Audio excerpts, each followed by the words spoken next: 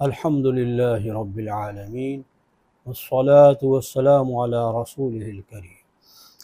ناظرین محترم، آج ہم قرآن حکیم کے اجزاء اور تقسیمات پر کچھ بات کریں گے۔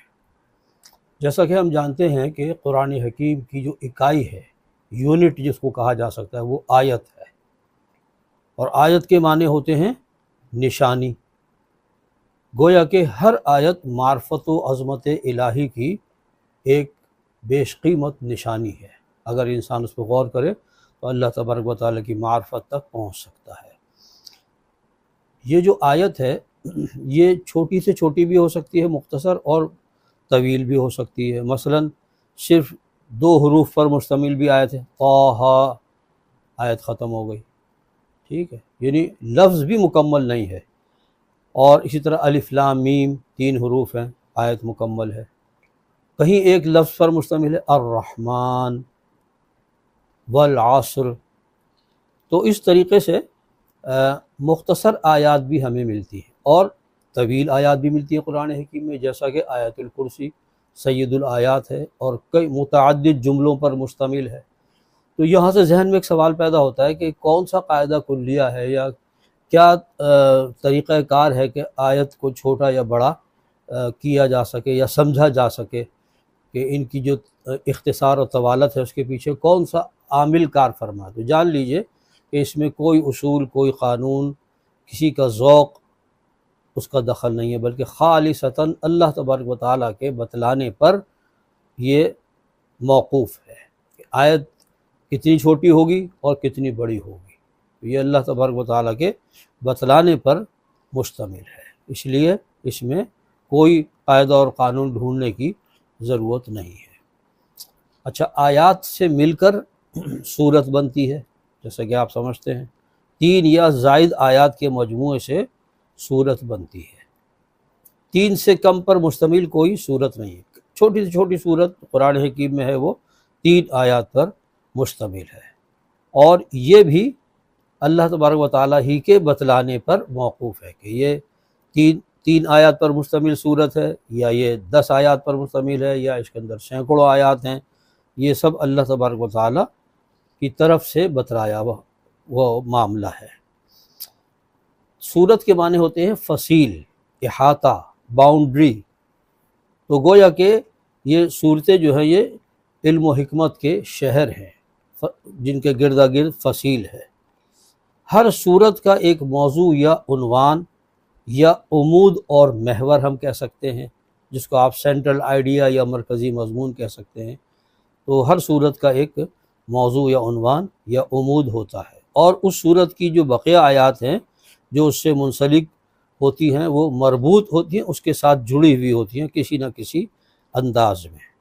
تو یہ غور و فکر کرنا پڑتا ہے کہ اس صورت کا عمود کیا ہے، سینٹرل آئیڈیا کیا ہے۔ کبھی تو وہ کسی آیت کے اندر بیان ہو جاتا ہے، اور کبھی بین السطور اس کو تلاش کرنا پڑتا ہے غور کر کے کہ اس صورت میں یہ اس کا سینٹرل آئیڈیا ہے، اور بقیہ آیات اس کے ساتھ منسلک ہے۔ صورتوں کے آغاز اور اختتام پر آنے والی جو آیات ہوتی ہیں ان کی خصوصی شان ہوتی ہے، یعنی اگر صورت بڑی ہے تو اس کی ابتدا میں کچھ آیات ہوں گی اور اختتام پر بھی کچھ آیات ہوں گی، درمیان میں بھی ہوں گی۔ تو جو افتتاحی یعنی آغاز میں جو آیات ہوتی ہیں ان کو کہتے ہیں فواتح سور، ان کا الگ سے نام ہے ان آیات کا۔ فواتح فاتحت ان کی جمع ہے، اور سور جو ہے یہ سورت ان کی جمع ہے، یعنی سورتوں کے آغاز میں آنے والی آیات ان کو کہتے ہیں فواتح سور۔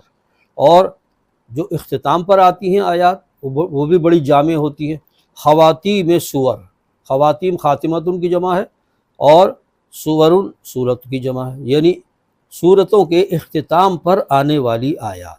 تو ان کی چونکہ خصوصی اہمیت ہوتی ہے جامعیت کے لحاظ سے، تو لہذا ان کو علیحدہ نام دیے گئے ہیں۔ اچھا، سورتوں کے جو نام ہیں وہ علامتی بھی ہیں اور معنوی بھی ہیں۔ جیسے سورہ البقرہ ہے نا، تو اس کا جو نام ہے وہ علامتی نام ہے کہ اس کے اندر ایک جگہ گائے کا قصہ آیا ہے، بقرہ۔ یہ مطلب نہیں ہے کہ یہ کوئی گائے کے اوپر کوئی ریسرچ کا تھیسس ہے، اس میں گائے کی ساری اقسام بیان، یہ مطلب نہیں ہے، علامتی نام ہے کہ اس پوری صورت میں ایک جگہ بقرہ کا ذکر آیا ہے، لیکن بعض صورتوں کے نام جو ہے وہ معنوی ہوتے ہیں، جیسے سورۃ الاخلاص، کہ وہ مکمل یعنی کہ خالص ایمان کو بیان کرنے والی صورت ہے، تو کہیں معنوی ہوتے ہیں اور کہیں علامتی۔ اچھا، قرآن حکیم کی تقسیم بلحاظ تلاوت دور صحابہ میں بڑی مبارک ایک تقسیم کی گئی۔ ایک ہفتے میں قرآن حکیم کو مکمل پڑھنے کے لیے آسانی ہو جائے تو 7 منزلوں میں قرآن حکیم کو تقسیم کیا گیا۔ ان کو احزاب بھی کہتے ہیں، حزب کی جمع احزاب، اور منزلیں بھی کہتے ہیں۔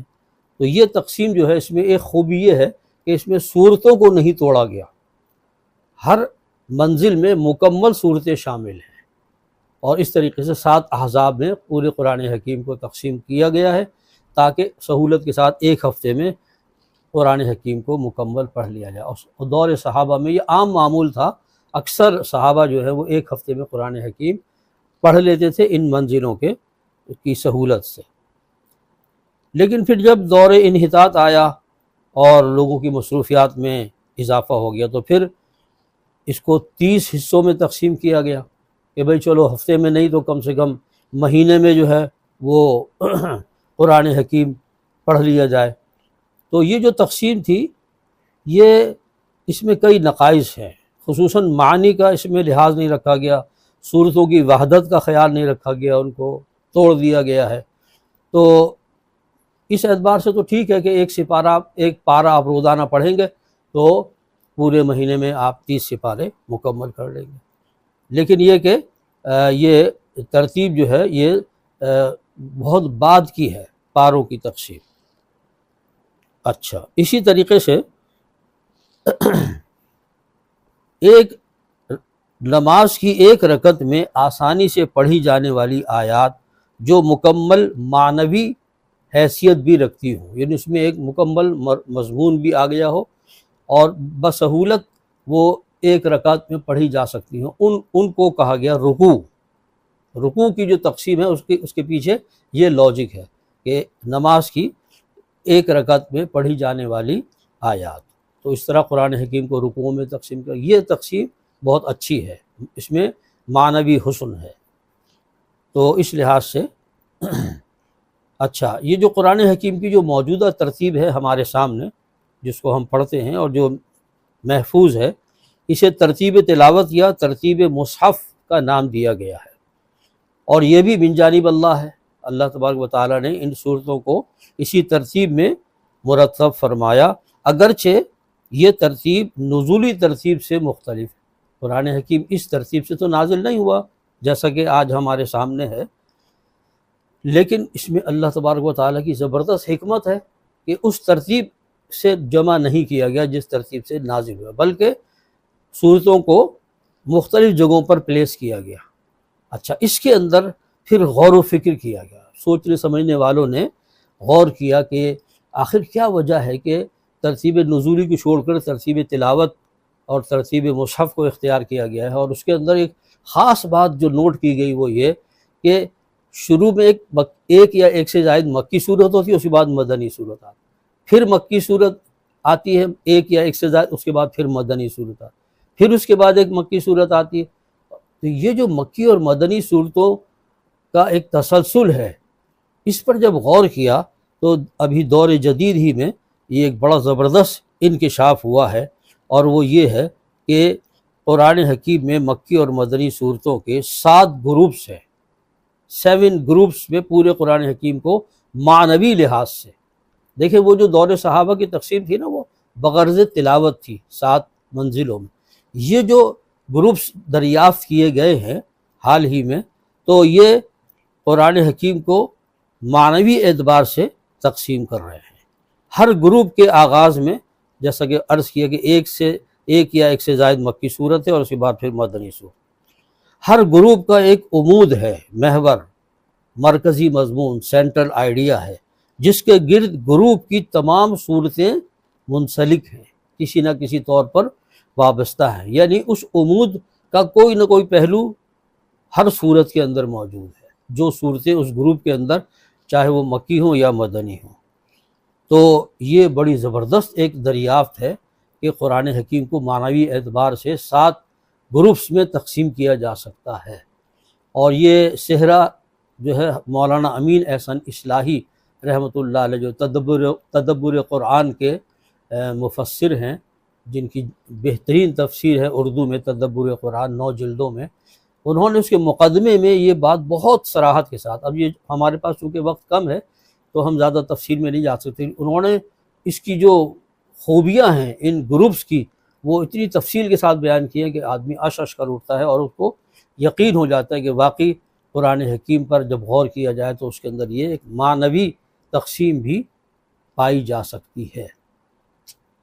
تو یہ جو قرآن حکیم کی تقسیم ہے یہ سوچنے سمجھنے والوں کے لیے اور غور و فکر کرنے والے کے لیے بڑی ممید و معاون ہے۔ چنانچہ مولانا امین حسن اصلاحی صاحب کو تو اس پر اتنا وثوق ہے، اللہ تعالیٰ نے ان کے چونکہ ذہن اور قلب پر یہ بات القاء فرمائی اور انہوں نے اس کو مرتب کیا، تو وہ فرماتے ہیں کہ جو قرآن حکیم میں سورہ الحجر کی جو آیت ہے نا، وَلَقَدْ آتَيْنَاكَ سَبْعًا مِّنَ الْمَثَانِي وَالْقُرْآنَ الْعَظِيمِ، اے نبی بے شک ہم نے آپ کو 7 دہرائی جانے والیاں عطا فرمائی ہیں جو اپنی جگہ پر ایک قرآن ہے۔ والقرآن میں جو واو ہے نا، واو تفسیریہ ہے جس کے معنی ہوتے ہیں گویا کہ۔ تو اللہ تعالیٰ فرما رہے ہیں اے نبی ہم نے آپ کو 7 دہرائی جانے والیاں عطا فرمائی ہیں گویا کہ ایک قرآن۔ عموماً اس سے جو متقدمین نے مراد لی ہے وہ سورہ فاتحہ لی ہے کہ 7 دہرائی جانے والیوں سے مراد ہے سورہ فاتحہ جو اپنی جگہ پر ایک قرآن۔ یہ مفہوم بھی ٹھیک ہے، لیکن امین حسن اصلاحی صاحب کا یہ کہنا ہے کہ اس سے مراد یہ 7 گروپس ہیں۔ یہ پورا قرآن جب انسان پڑھتا ہے تو بار بار یہ دہرائی جاتی ہیں، اور یہ اپنی جگہ پر مکمل قرآن۔ قرآن حکیم کو 7 حصوں میں تقسیم معنوی اعتبار سے کیا گیا، تو وہ فرماتے ہیں کہ میرے نزدیک اس آیت کا اصل مصداق وہ 7 معنوی گروپس ہیں کہ جو مکی اور مدنی صورتوں کی شکل میں قرآن حکیم میں پائے جاتے ہیں۔ واللہ عالم، لیکن یہ تحقیق بہت اچھی ہے۔ آپ حضرات کو میں دعوت دیتا ہوں کہ آپ مقدمہ پڑھیں تدبر قرآن کا، تو اس کے اندر اس کی پوری تفصیل آپ کو مل جائے گی۔